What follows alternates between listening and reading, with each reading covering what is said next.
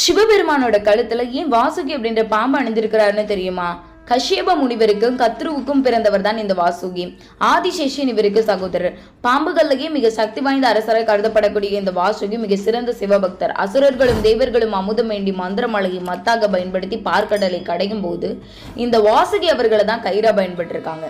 அப்போது யாரும் எதிர்பார்க்காத மாதிரி பார்க்கடல்ல இருந்து ஆழக்கால விஷமானது வெளிப்பட்டிருக்கு.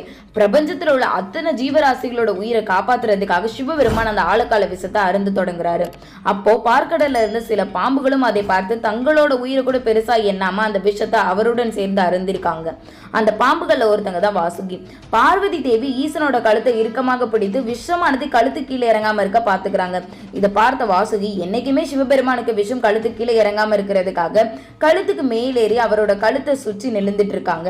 இதை பார்த்த சிவபெருமான் இவங்களோட தியாகத்துக்காகவே தான் கழுத்துல நிரந்தரமா இடம் கொடுத்திருக்காங்க. நன்றி.